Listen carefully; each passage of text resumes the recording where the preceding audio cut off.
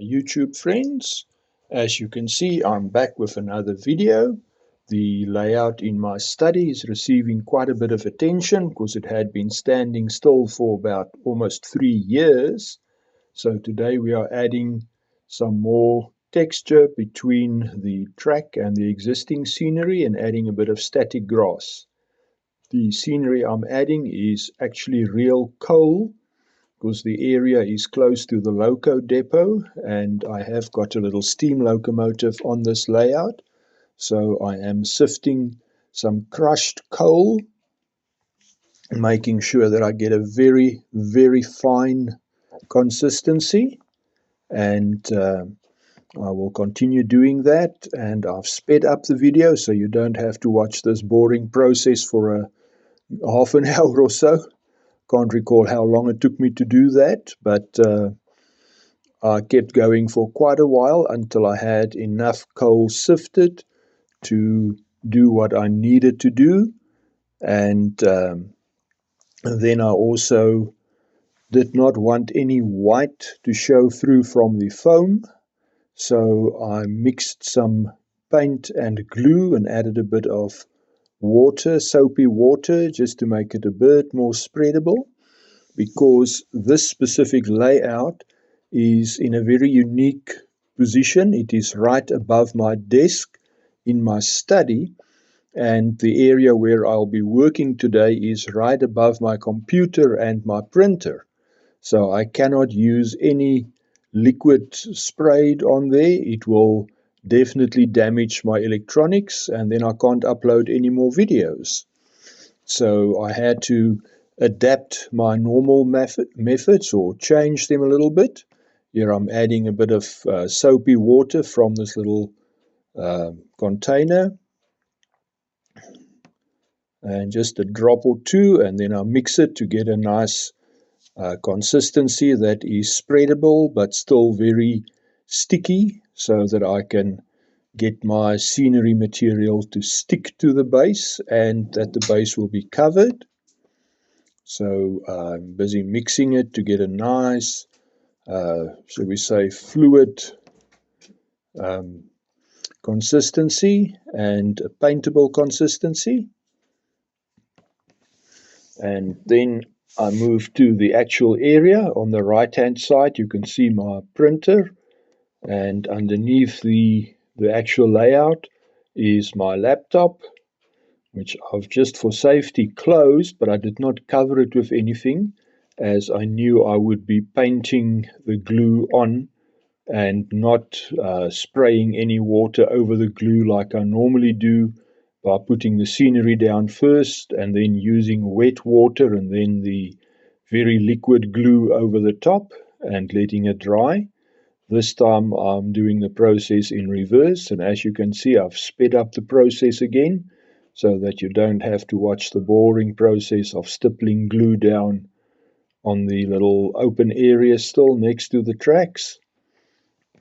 And I'm also adding a bit of coal spillage next to one of the staging tracks, as one of the wagons may be containing some coal, and could also be from the locomotive once it has been serviced, the tender fully laden, and it came to collect the train in the staging track. It could spill a little bit of coal.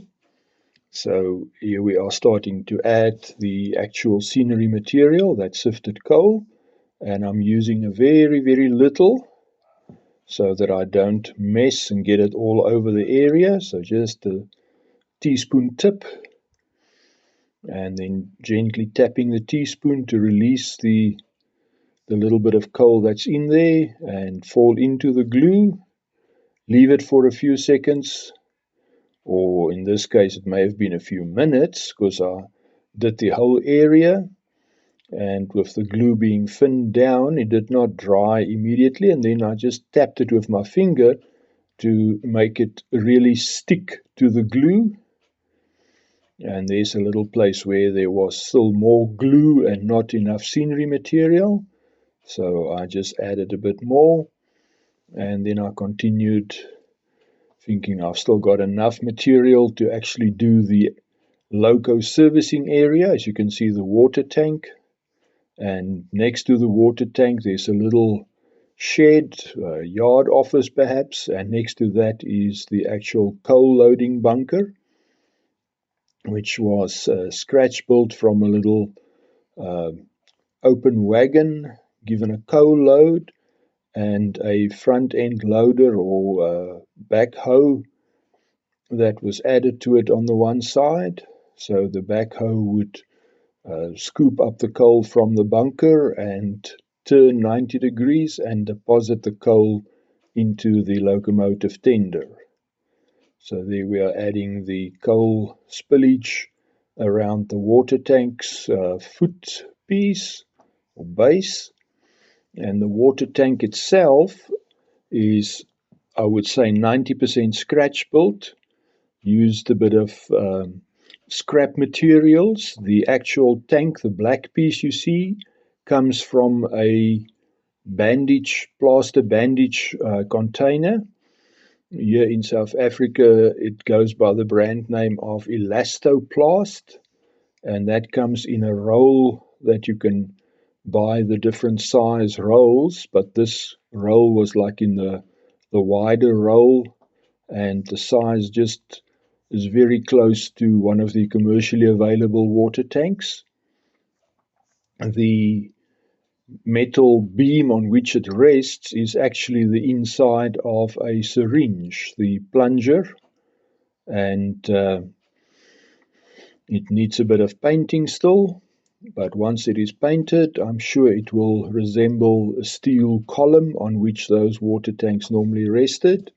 And then the water spout itself is from a model that it broke from the model, and the model was actually stolen from a place where I stayed. When I left, I had an agreement with the owner that some of my items could remain in one of the cupboards till I came back to that specific town and collected it. And he rented the house out in the meantime to somebody else, with the understanding that there is some of my belongings still in that cupboard and it is not to be touched. But unfortunately, the tenant had a severe drug problem, and none of what was said has been adhered to. And when I came to collect my items, it had all been sold for drug money, including my model train stuff that was there and all my hiking, or most of my hiking equipment.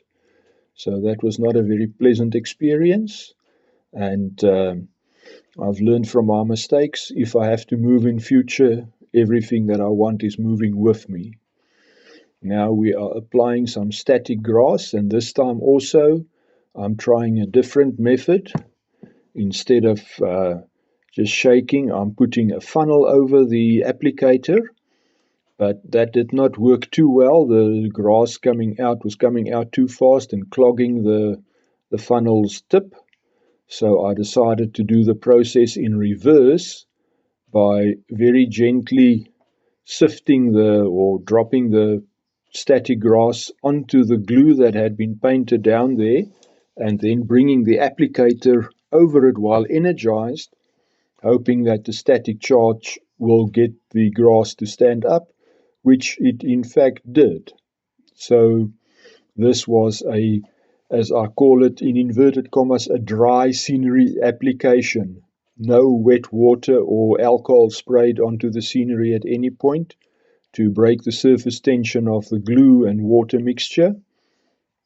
The glue was put down and the scenery was put into the glue and left to dry.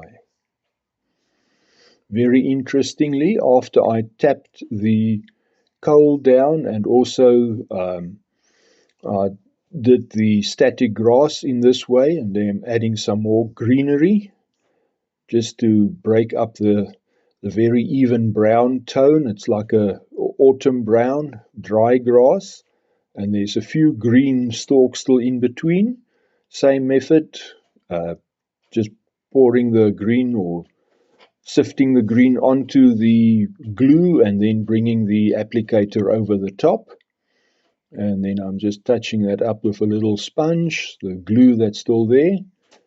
And I'm going to be adding a bit more of the static grass where the glue has now been applied and feathered out.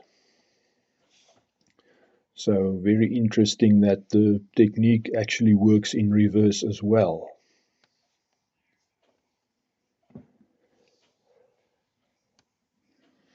Now, this layout is DC controlled, specifically built to be DC as a test bed for DC locomotives that I have repaired, as I do repairs as a part of my income, servicing of locomotives for other people or actual repairs if the loco is repairable.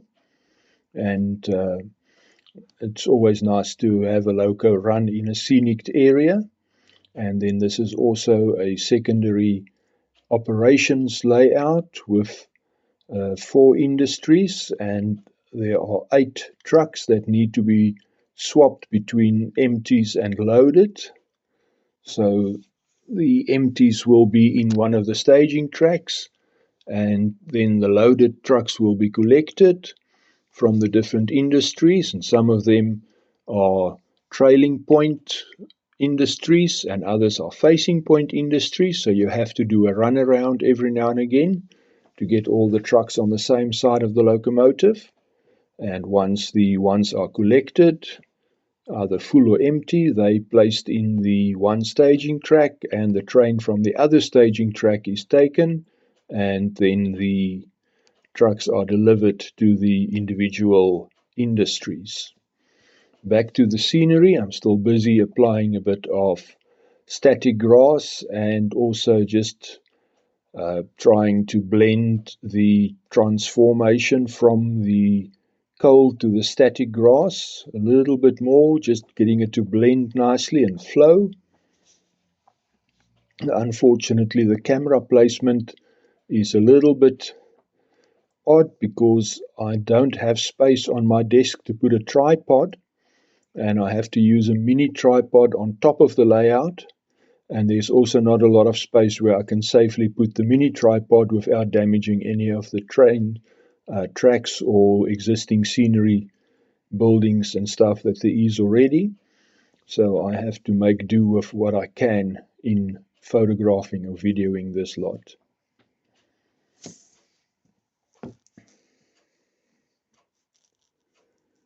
To the left, you'll see there's a wall with a few buildings in front of it and a street.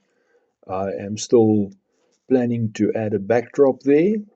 And then underneath, on the very left hand and left bottom corner, there's a river flowing underneath the bridges. There's a road bridge and 2 rail bridges, and that river will also be done, the river banks and the river itself, somewhere in the future.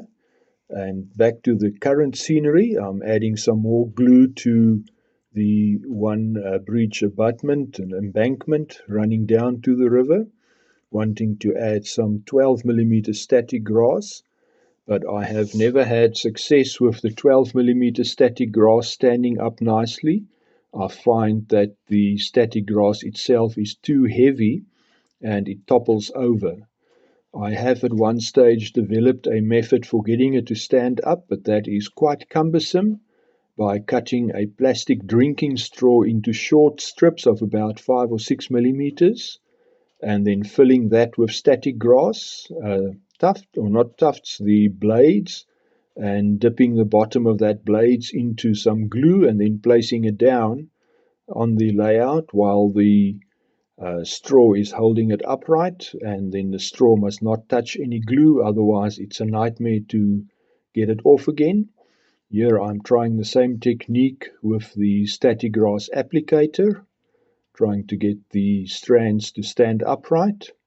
Some of them did and some did not, so I'll see in future if there's anything I can do to improve the look of this specific area on the layout.